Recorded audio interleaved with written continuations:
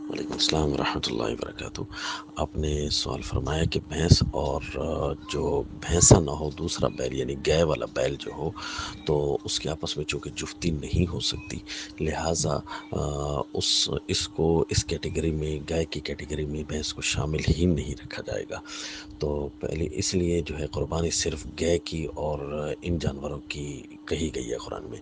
تو پہلے جواب تو یہ یاد رکھیں کہ پہلا مفروضہ ٹھیک نہیں ہے کہ 4 قسم کے جانوروں کی قربانی کو قرآن نے جائز کہا ہے۔ پھر قرآن نے تو بہیمۃ الانعام کی قربانی کو جائز کہا ہے، جس طرح کہ ہماری آڈیوز گزر چکی ہے۔ پہلے تو اس مفروضے کو ٹھیک کر لیں۔ تو بہیمۃ الانعام کون سے ہوتے ہیں؟ جو پالتو بھی ہوں اور 4 ٹانگوں والے ہوں۔ تو یوں جو ہے اس ترتیب کے ساتھ جو ہے قربانی ہو سکتی ہے۔ تو اب آتے ہیں اس سوال کی طرف، عقلی سوال کہ ان کی جفتی جو ہے چونکہ نہیں ہو سکتی تو لہذا اس کو ایک کیٹیگری میں نہیں رکھنا۔ تو کیا خیال ہے جن کی جفتی ہو سکتی ہے پھر ان کو ایک کیٹیگری میں رکھیں گے؟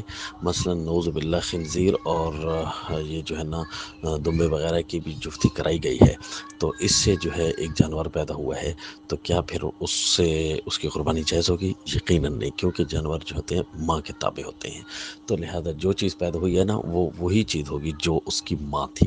تو لہٰذا یہ مفروضہ سرے سے غلط ہے اور اس کی عقلی رد بھی واضح موجود ہے۔